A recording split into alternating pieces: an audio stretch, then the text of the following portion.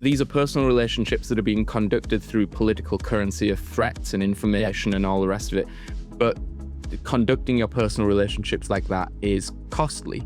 And Dedra may have established dominance here, but Dedra is not a happy person. I'm Professor Stephen Dyson. And I'm Professor Jeff Dudas. And we are two political science professors, and we have just watched the first 3 episodes of Andor Season 2. Yes. We're going to react to them and break down some of the political themes that we found in them. Jeff, I sort of have 3 political themes I'd like to bring out over the course of this video. One is to do with the motives and aims of the Empire and the Rebellion that are kind of showcased in these 3 episodes. The second is to do with the problems of coordination that both sides face. And the third is to do with what I've enigmatically called masks and double talk. So let's get into it. Yeah, let's go. Okay, so in terms of motives and aims, there's kind of a basket of issues that are revealed in these 3 episodes that I've sort of grouped under the rubric, the personal is political. And I think that's something that's going on in Andor as a series writ large, not just in these 3 episodes, that in contrast to certainly the movies,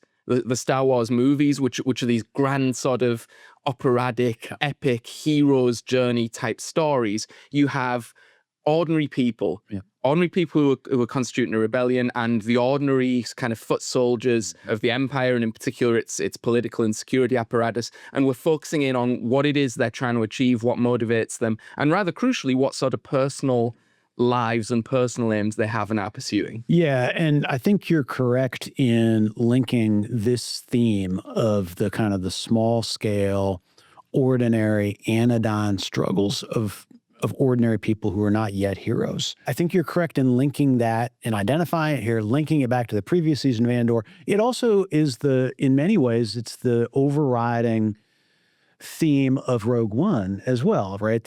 And so I think one of the things that I think is beginning to happen in season 2 is that the linkages between Andor season 1 and Rogue One are really starting to come into focus now in a way that's, really interesting and exciting. But that overwhelming and overriding theme that these are stories, this is a slice of the Star Wars universe that, as you say, is distinct because it focuses upon ordinary people and ordinary people struggling within and against structures of power and structures of oppression. And we definitely get that. Again, as you say, on both sides of the equation here in this first chunk of episodes, both when it comes to the rebellion and when it comes to the Empire. Yeah, absolutely. So we're on a train hurtling, I think, now towards Rogue One, and I'm gonna mix metaphors here, because Rogue One then becomes a kind of self-disassembling mechanism. So we know that all these pieces that are put together to get the train hurtling, I'm not sure if this metaphor is working at all, but all these pieces that get put together get neatly kind of pulled out of the story, the wider Star Wars story, at the end of Rogue One, and never really heard of again. And we know, of course, how Cassian Andor's story ends, but there's a ton of characters, and we know how Mon Mothma's story ends eventually, but there's a ton of other really interesting characters that this season is going to be really fascinating to see what happens to them.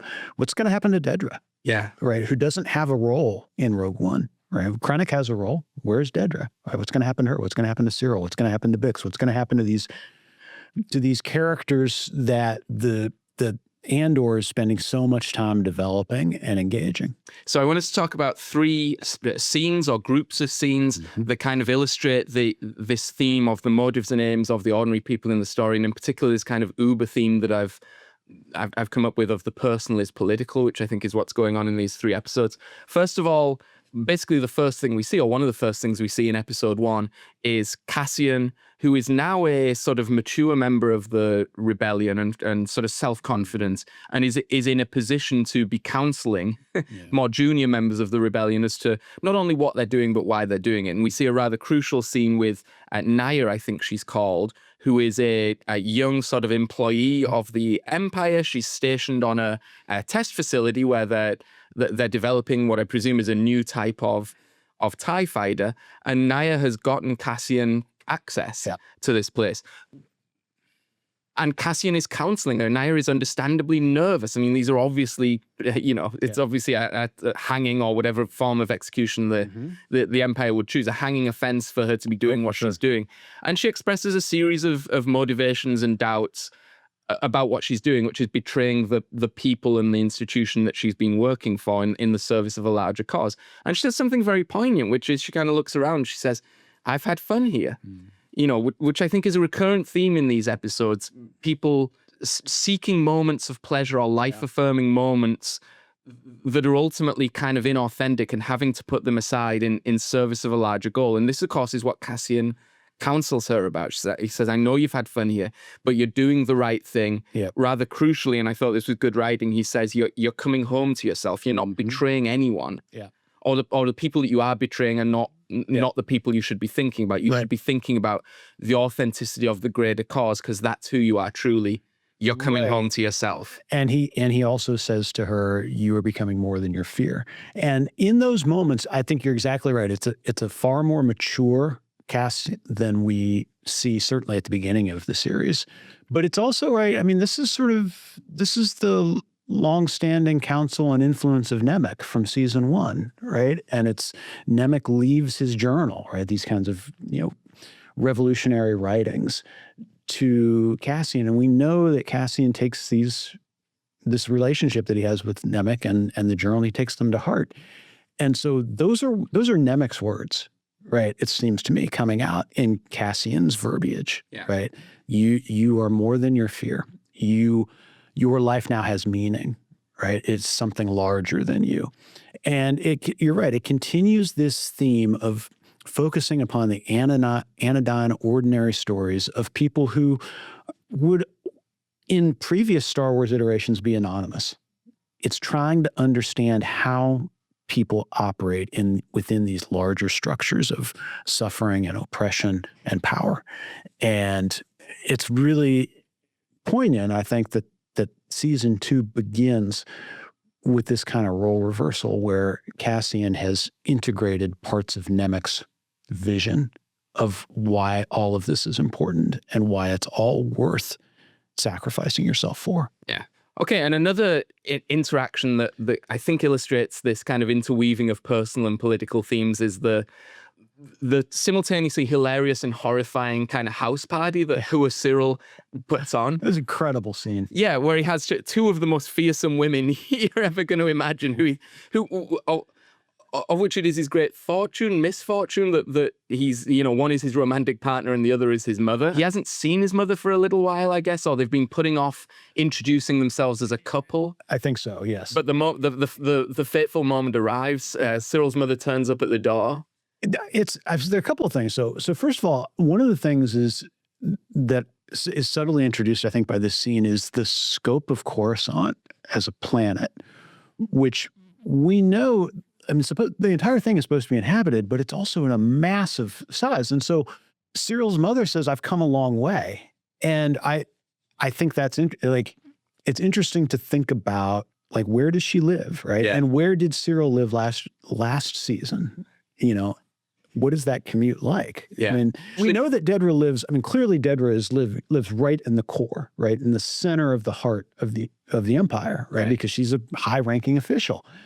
But it does suggest sort of scope in a way that is intriguing to think. So there's 2 possibilities, I think. One is it is actually a long way and she's being sincere. Yeah. The other is she is mourning in the way that certain mothers do about, something that she'd agitated to have, which was clearly this meeting. But then it's a huge imposition when it actually happens, and the kind of martyrdom and all the rest of it. Because of course her great game with regard to Syril is that he is of course the apple of her eye, and yet everything he does is a tremendous burden and disappointment. And then this is the kind of crushing weight under which poor Syril has formed his character and she personality. always takes the opportunity to do him down, express that, and it seems like if it's in front of others, all the better. All the better.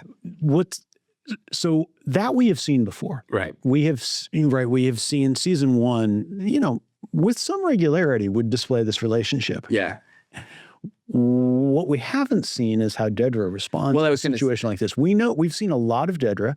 We've seen a lot of how Dedra responds to either rebels or most frequently to other members of the Empire, right, to other Imperial officials.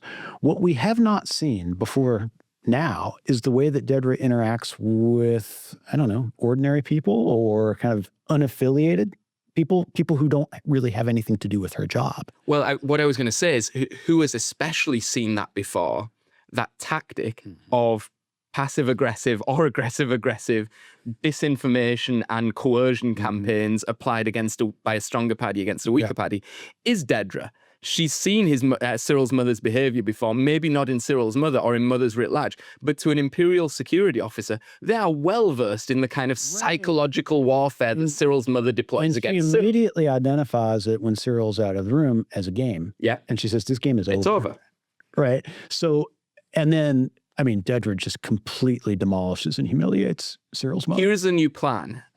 But by saying plan, I don't want you to believe that it's optional or might not happen. Yeah. It's just absolutely perfect. Yeah. And then Syril's mother is also sort of no fool. She she as these kind of people sometimes do. There's a lot of, I'm an old vague person and I don't really know what I'm saying. Well, she very quickly recognizes an equal on the other side of the table to whom she had best accommodate herself. So I think there's two things happening here, or at least two elements to what Dedra is saying to her. And the first is playing on Syril's mother's desire to maintain contact with Syril, right?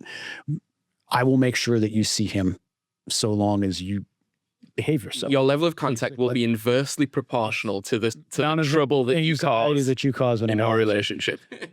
But I think subtly the thing that she really says, right, it's when she then says, you keep talking about your brother, Uncle Harlow. I know who this guy is. I have looked in his security files, and you probably don't want to advertise his virtues anymore. Right. And like, that's the moment in the scene where everything flips, right? Because it's not just that Dedra is now her equal. Like, Dedra establishes herself as the superior person.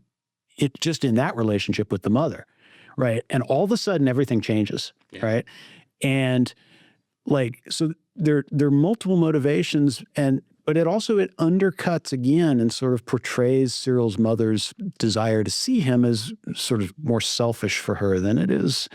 It's because she likes seeing him so that she can run him down. Right.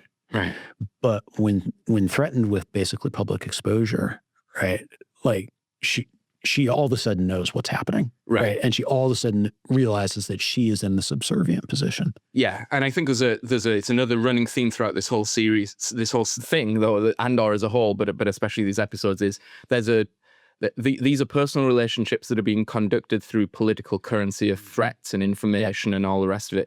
But conducting your personal relationships like that is costly.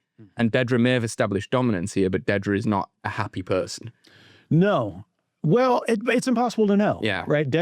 We don't really get a great sense of her interior. We do learn more about Dedra's background here than we have ever known. Yeah. Right? That she was an orphan, and that she was brought up. I mean, and I just sort of get the sense that it's like this kind of youth academy, almost like a kind of Nazi youth, sort of academy. But even then, when Syril's mother tries to sort of use that as a cudgel, say, well, you didn't have a mother's love, Dedra responds, well, we had everything we needed. Right? So it's very difficult to understand what's on the interior, right, with Dedra. Maybe we'll learn more, I presume, throughout the season. But she is in complete control of this scenario, as we saw her almost always in complete control in season 1, except for the final episode. Yeah, which it turns out has been a big career setback for her and a big sort of problem.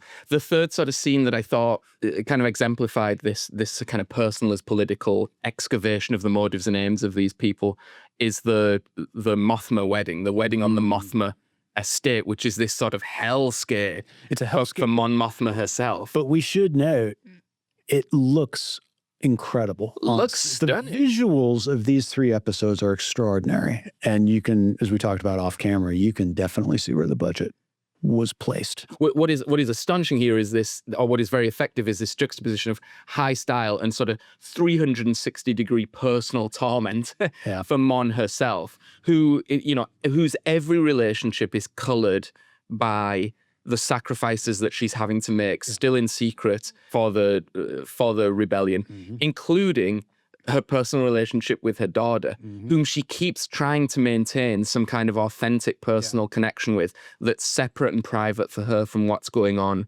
with the rebellion. And actually her daughter keeps kind of pushing that away, or keeps, stepping forward into a role Mon doesn't want to play. The daughter's not unhappy with this. I mean, this is what she wanted. Right? Remember back to season 1, she wanted this kind of traditional life and wedding. Right.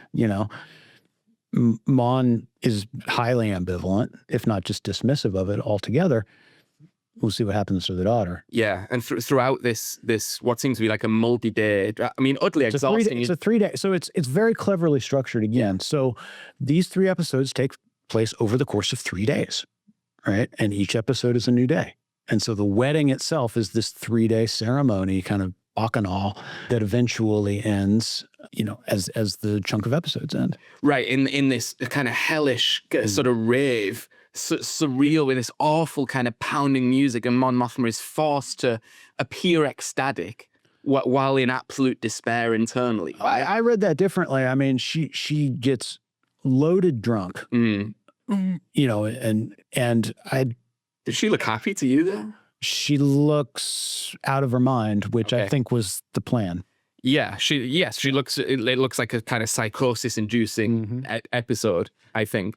The other thing that I thought was really striking, one of the other things that was really striking, it was going on in this wedding, which incidentally would be utterly exhausting and hellish, even if you weren't planning a secret rebellion against a totalitarian empire. Just the idea of that much wedding. I mean, my goodness. But the other thing that's going on is her husband gives this sort of speech where he's trying to counsel the young bride and groom as to sort of a philosophy of life. And he says, anxiety and trouble, the galaxy will always bring them to your door. You don't have to work. They'll come with a fair wind behind them. You've got to search for moments of joy and pleasure. Well, suffering, I mean, it's even more than that, right? And what he's saying is that suffering is the normal state of affairs. Right. Right. Not that they will show up every once in a while. This is what life is. Life is suffering. Right. Which is, it's a hell of a thing. Yeah, but you don't have to search for them. You have to kind of cope with them. The thing you have to search for and kind of preserve and look for is moments of joy and pleasure, of which you would imagine one would be for Mon seeing her daughter marry or her daughter getting married. But actually these are artificers, masks are being worn, there's a lot of double talk, things are going on for a different purpose, and they're actually kind of finding themselves in hell. Yeah. Okay, good. Shall we move to our second kind of basket of issues? Yes. All right. So the second sort of basket of political issues that I thought were brought up in these 3 episodes were issues of coordination.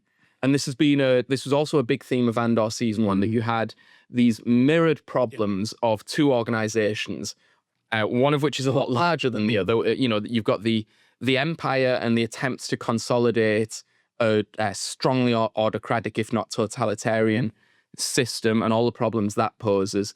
And then you've got the rebellion and the attempts to kind of put that together. Yeah. And both sides are facing analogous problems, although they manifest themselves in slightly different ways because of the structures of the situations. The Empire struggles to achieve coordination because it's just huge. Yeah. Like space is massive, and even for a highly technological organization with enough people, there's just so much to police. And you can see that in the place where Cassian's people have holed up, in that they've been, I think, tremendously unlucky. That there's an Imperial audit party has turned up. And we know they've been tremendously unlucky because it's the first one that anybody can remember. Right, exactly. So these worlds are not kind of heavily policed. And even when the Imperials do show up, there's only a few of them. Yeah. And it takes them forever to kind of go all around the planet, to the point that a viable escape plan for Cassian's people is, why don't we just hop from like one settlement to another and they can like chase us around. Which shows the problem that the Empire is having, that, the difficulty of discovering a widespread yet very loosely coordinated rebellion is that you can't be everywhere at once, even if you have all this high technology. I mean, it's a classic problem of governance over large territories. It's often been said of the Russian Empire in the past that the great problem is, you're always a long way from Moscow, and it's very hard to enforce an imperial will. The other problem of coordination the Empire is having is that the Emperor is still having to operate somewhat in secret as to what his, or largely in secret actually, as to what his ultimate goals are. Yeah. And you made a good point, which maybe wasn't picked up on immediately in the episode, which is even in the inner sanctum of the Imperial security apparatus, the true goals of things are not being stated. They don't know. The only one who, so Krennic is essentially lying. Well, it's half-truthing. Right? He's doing half-truthing. These are the people who are brought... Gorman Project. The Gorman Project, the people who are brought together who are high-ranking Imperial security officials,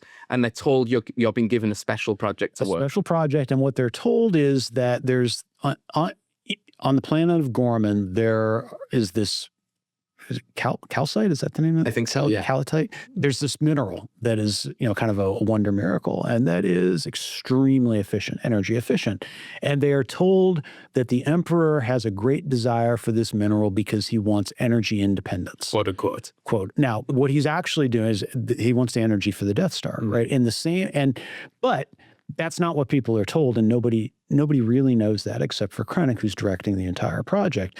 It's the same sort of thing that we saw in season 1 when Cass is imprisoned, and they're building the Death Star, but they don't know what they're doing, right? No, and in fact, nobody knows what they're doing. Not even the people who are in charge of the prison know why they're doing what they're doing. And so it's a kind of a need to know thing, right? But even the person who we learn, Dedra, who is going to get put in charge of this sort of Gorman operation, even she doesn't know what the point of it is, right? She thinks it's what Krennic has told her. And so it's these layers of obfuscation that are interesting, perhaps ironic, given the desire for total control that is sort of the modus operandi of what the Empire is doing.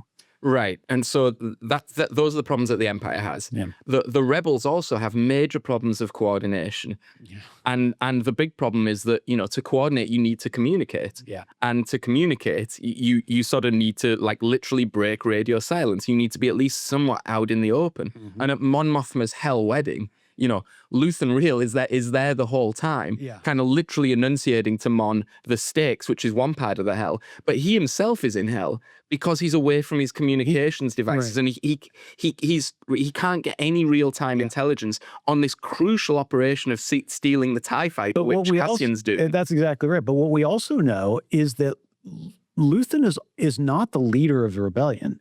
He's got kind of one splinter group that he's working with. And there are others, right? We were introduced to Saw Gerrera's group in season 1. The people that we meet here in this beginning of season 2 are the Maya Pei rebel splinter group. And none of them trust each other. Some of them don't even know that there are other splinter groups out there, and they don't trust themselves, right? So it is a matter of communication, but it's also, as you say, it's a matter of coordination, which does not exist. Yeah. At the rebel level, right? It's just a bunch of splinter groups, all of whom hate the Empire, but are not working together, and most of whom seem to hate each other. Right. So this is a group that has kind of screwed up the next part in Cassian's plan. He was supposed to kind of drop the ship. There was another pilot who he was supposed to meet, and when he gets there and kind of lands a TIE fighter, there's all these kind of people start shooting at him and eventually capture him and so forth. It turns out they're right? I mean, it turns out that... Complete idiots. Not only have they screwed up a much more important, plan that's going on to steal this advanced piece of enemy technology, but they then immediately start fighting amongst themselves. They start fighting amongst themselves. They show no facility for surviving in this place. First thing that Cassian... They have no food. They have no food or water, and Cassian's like, there's a ton of food and water out there. And they won't go out because they're afraid of this beast that they hear at night. Right. Which... I mean, fair play, but still, right? You can make some effort, but then we're thirsty, and he's like, "It's raining. Yeah. Do you want to get a towel?" Yeah, he's constantly counseling them about what they should be doing. He's their hostage. He's their prisoner, and he's saying, maybe you want to create a perimeter. Maybe they're turning they're turning the TIE fighter around to use its cannons on you. Maybe you want to shoot at them for a while to stop them. Right. But even then, they're doing it so comically slowly. It's like a James Bond, in 2 days, Mr. Bond, this laser will align. Well, but even then, they're like, well, they're moving like 5 millimeters. They can't do the math like that. Does that up? And Cassian's the one who says, yeah, so by midnight, they're going to be shooting at us. Yeah, and then the funniest thing, I literally laughed out loud. I thought it was so well judged as well. It could have gone wrong, but the rebel factions have decided to solve their differences by playing rock paper scissors. You know, galactic version of rock paper scissors, and they're like gurning at each other and making these faces. And all of a sudden, this giant beast comes and eats them. But while they're doing that, of course, Cassian takes the opportunity to escape. Cassian runs off in one direction. This giant beast comes at, and the giant, but of course, not to like hammer home the obvious, but the giant beast, if you're the rebel group, is probably the Empire, that if you keep messing around like this, is actually going to come and kill you all. Yeah. So why not get on the same page? Exactly. Here you are squabbling amongst yourselves, fighting, being just generally incompetent. And while you're doing that, you're getting eaten, or you're about to get eaten. Yeah, absolutely. Yeah. And the one person who's sort of the most competent and coordinated and confident, although there are limits to this, but in these 3 episodes is Cassian. And I think one reason is that he's one of the only people who's able to act openly. Everyone else has an agenda that they're having to hide from the people around them immediately. But Cassian, rather crucially, we're reintroduced to him in the first episode, not as a furtive, deceptive person infiltrating the test facility. That's already happened. We're introduced to him as a confident, wise, and humane rebel leader who's counseling a younger member of the alliance, a member of the rebellion. Sorry, as to what this all means, and his character has really moved since we were introduced. Yeah, and it really starts in the back half of season 1. The last time we see him play that kind of role is when they break into the armory and steal all the credits. And there's something about how the immediate arc afterwards is where he is misidentified for someone else and put in prison, right? Put in a labor prison, right? And it feels like there's a way in which he has learned the dangers of posing or being misunderstood as something other than what you are. Right. And that's just he's not going to allow that to happen anymore. Yeah. Okay, we got to take a brief break, but we'll be right back with our final group of issues. And we are back, and the third set of political themes that I thought were detectable in these first 3 episodes of season 2 as Andor, I've sort of grouped under the label of kind of masks and double talk. I thought there was a lot of deception and kind of trying to hide what's really happening going on in these episodes, and there were some phrases, some uses of language that I thought had deliberate double meanings that were kind of interesting to kind of talk about. I mean, first of all, there's the Gorman thing, which is a big point in kind of Star Wars canon or Star Wars lore. It's gonna, I mean, spoiler alert, I guess, but in Star Wars lore, the kind of Gorman story has an unhappy ending for the Gormans. I think you can probably infer that from what's being said. But the Empire's approach is at this point not head on. That, the whole Gorman thing is based upon disinformation and misinformation, and there's clearly several efforts are going on to try and paint the Gormans in a bad light for public opinion, to sort of paint them as arrogant and sort of non-patriotic. I don't know if that would be the right word. Gin up some fake news, absolutely, about them, right, and propaganda. Yes. As Dedra calls it. Yes, although Dedra rather crucially says, and I thought this was another really nice line, that you can't trust that. That's not going to be enough here. It'll only go so far. It'll only go so far, and what you really need are Gorman rebels you can trust to do the wrong thing. Yes. Which indicates, what is a classic kind of counterintelligence strategy, right? That the goal here is going to be to try and infiltrate the rebellion. Yeah, exactly. And get some people, maybe launch some operations that make the rebellion look bad and try and blame them for stuff, or just infiltrate them to try and sort of expose them. And that's definitely very far advanced when we get to Andor, because one of the first scenes in Andor the movie is Cassian. Yeah, sorry, excuse me. Yeah, in Rogue One the movie, because one of the first scenes is Cassian meets a sort of terrified agent of the rebellion who just says, "Look, there's spies everywhere. Like this whole thing is hopelessly compromised, and the level of fear has really reached fever pitch amongst the rebellion. You need Gorman rebels who could just do the wrong thing." There was also a series of really nice interactions between Partagas, Dedra's old boss, who I think he says, yeah, I'm no longer really your boss. He understands what's happened here, right? Is that Krennic has put her in charge of the Gorman operation, and Partagas realizes, without it having been, this is the kind of the double talk and evasion, without anything having actually been said, it's going to appear, he says, like a demotion to you, right? People are going to think you have been demoted and kind of shuffled off to this side project that's not important. But actually what's happened is you have been put in charge of this massive thing, and we now know where each of us rank. Yeah, own it and win it, I think he says, which maybe actually is a clue to Dedra's ultimate fate, because I think in Star Wars lore, this is not a successful misinformation. I mean, the fist has had to be used rather more directly, I think, than the Emperor intended. So if Dedra owns that, she's got a big problem. Well, and we already know she has no problem using the fist. Yeah, exactly. Exactly. Yeah. And Partagas imparts to her some wisdom about the internal politics of intelligence operations. And he says, you made a big mistake not in chasing after access, which we know is the kind of Imperial's name for Luthen Rael. Not in chasing after him, but you were too loud about it, and you made him out to be this, what he actually is, which is this a really, really important kind of central figure to things. The problem that you have is that you didn't get him. And here's what you should do. First, you catch them.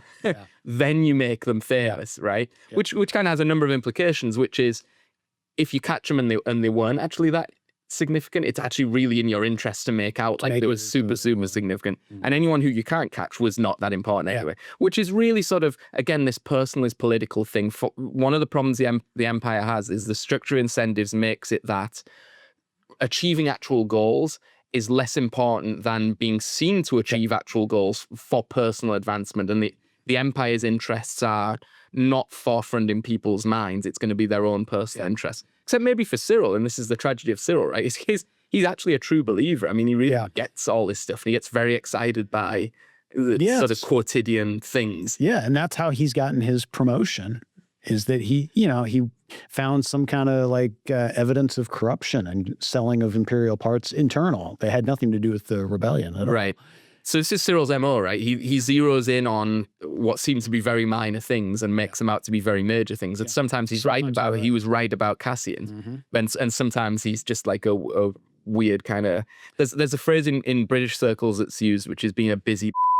And busy means you go over and above what's required in a way that's actually extremely irritating to all of your peers and contemporaries because it makes them look These bad. days, I believe they call that tryhards. Tryhards is the American equivalent, but Syril is a very busy man. Yes, and he says this hilarious thing, which is he's sort of talking to a new person at the Bureau of Standards, and the setting is very, very funny because it's all these awful office space cubicles. But he says with great sincerity, there is a future here for those who dare. And you think, what is daring in that particular situation? Well, the future is his role, I guess. Right. That he gets to walk people around and put them in new. That's daring. Desks. If you can audit the precise number of paper clips and reduce the wastage there, then who dares wins. Yes. So I thought that was lovely, and it's another that kind of juxtaposition of scene and of visuals and language was as funny to me as the stupid rock paper scissors game and the giant monster coming in. Like, they were laugh out loud moments that really show filmmakers who are in control of the craft. I think. I mean, it's a high quality series. It really is. I mean, Tony Gilroy is really excellent. The monster, it's so well done because it just kind of comes from out of nowhere and then it's over. Yeah. But it's been alluded to in the background for the entire time. Right. And we see the same thing, right? We return, and as viewers, we remember the Bureau of Standards from season 1, and we remember the kind of, hell that is, the soul-crushing hell that it is. And so to see Syril return to it with this triumphant, smug pride, after having done everything he could to get out of it, is very satisfying. And Bureau of Standards is just this classic kind of bureaucratic comedy, it's very yes minister, or it's very, the thick of it, or some of these the Department of Departments, the committee of committees, so anyway. It's the committee on committees. Committee on, excuse me, Just to choose an example at random. We have no referent for the committee on committees, of course. No, we work in academia. We wouldn't have come across any of these. The last thing I wanted to say was a line of dialogue that's said by two different characters in two different contexts that I think kind of ties all this together and shows this kind of personalist political thing. In two different episodes, a character says a variant of "see you along the way" or "see you along the road." The first is in the first scene of the first episode. Cassian says this to Naya, "I'll see you along the road," and it's a really quite touching kind of promise, covenant, aspiration, of comradeship. And of course, he may well be saying it knowing that he actually wants. For all we know, Naya is going to get executed for this, right? She could very easily be fingered as the... Very difficult to see how she gets out of this. She says, "I need 12 minutes," and he's like, "Is that enough?" Right. So I think he knows. Yeah, it's like, "I see you in the next life, brother," is essentially what's being said there. And then I think in the second episode, although it's paid off, horribly in the third episode, the kind of slimy Imperial audit person who's eyeing up Bix the whole time. Well, he's an immigration officer. Yes. Well, right. So this is another big, you're absolutely right. This is another big thing that's going on, is they're checking visas. Some people are illegal, some people are legal. But of course, it's totally arbitrary and capricious. Bix and Will and Brasso. Brasso, that's it. I was blanking on his name too. They're undocumented. Yeah. Right. They're undocumented migrants. Right. They don't have the paperwork. Right. They essentially are refugees from Rick's Road. Yeah.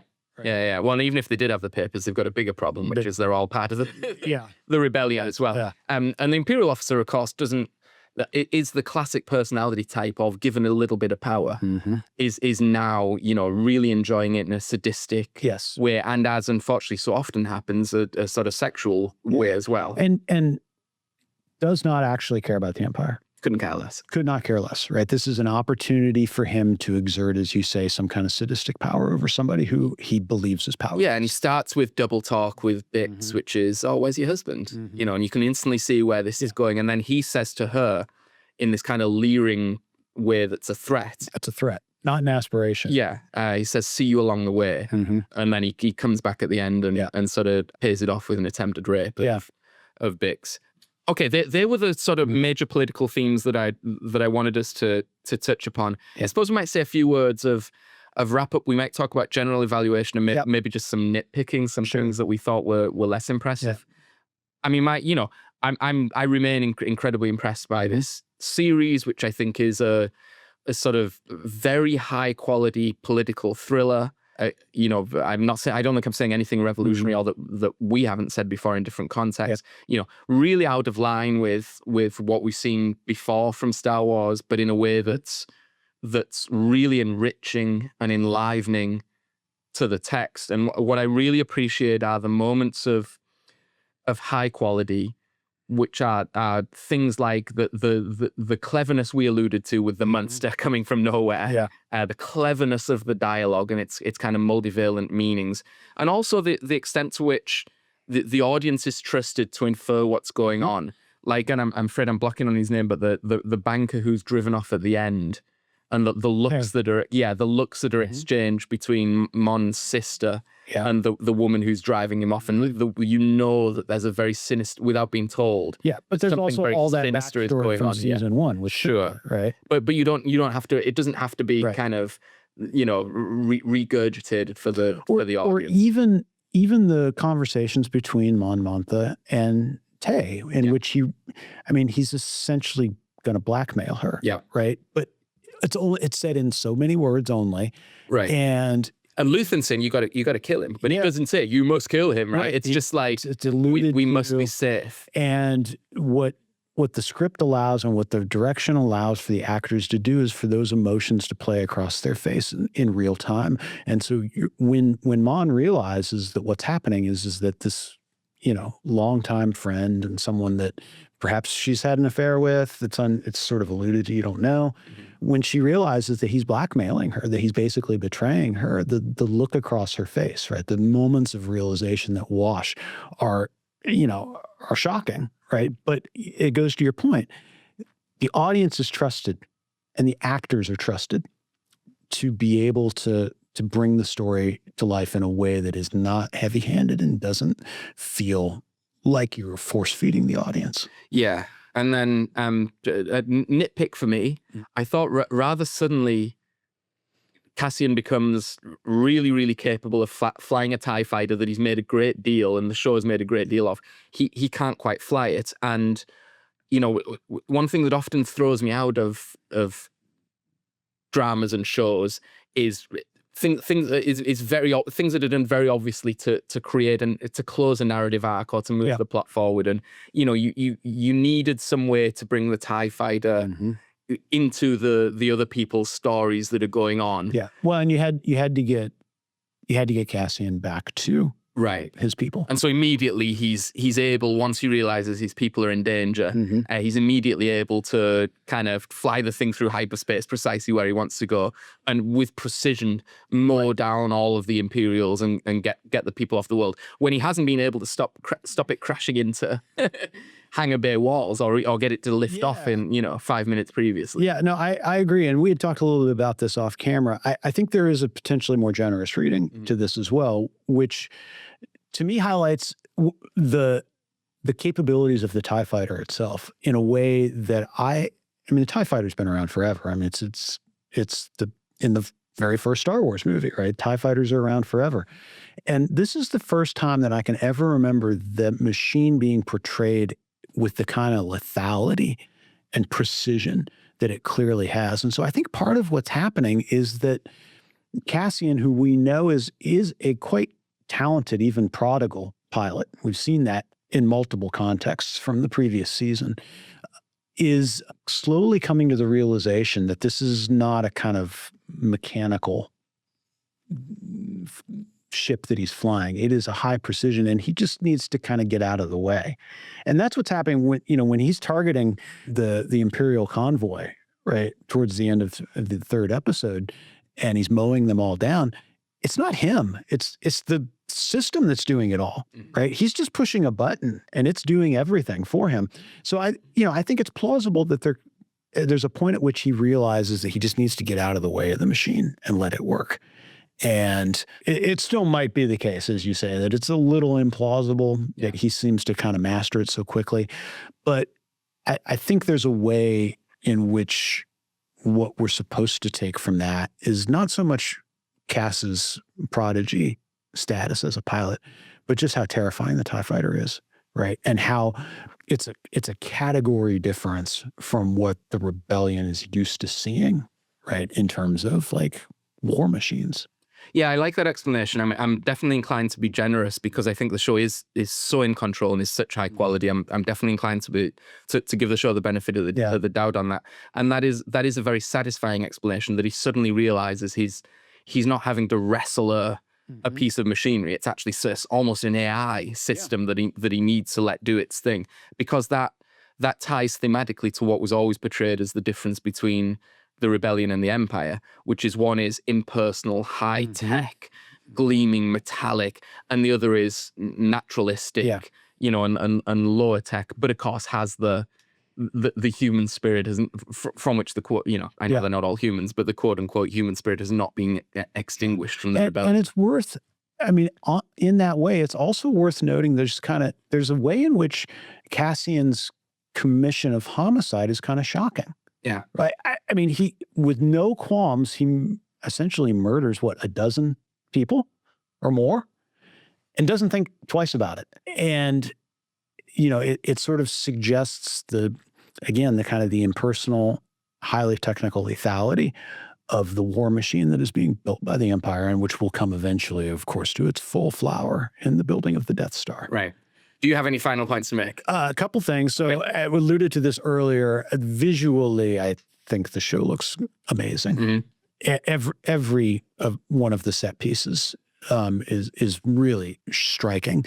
And it is so nice to watch a science fiction / kind of futuristic product that is not overrun with CGI. And you can tell, the budget apparently for the show was enormous. And it feels like they spent it properly and they spent it well. And it really gives an element of quality, I suppose, right? Visual quality and character to the text that is missing in a lot of its peers. The second thing I say, just as a nitpick, I did find the first episode to be kind of janky with the with resetting the story along these 4 different arcs. If there were a lot of moments where I felt like scenes were left very quickly and transitioned to other scenes, but then I thought sort of once the scenes were kind of set up and our storylines were set up again after the first episode, we had much better pacing in the next 2 episodes. But again, to me, these are pretty minor nitpicks. Yeah, absolutely. Absolutely. So we will be back sort of broadly this time next week to discuss the second tranche of episodes, but a real pleasure to have Andor back. And Jeff, a real pleasure to discuss it with you. I've loved it. Okay. Yeah. On that bombshell,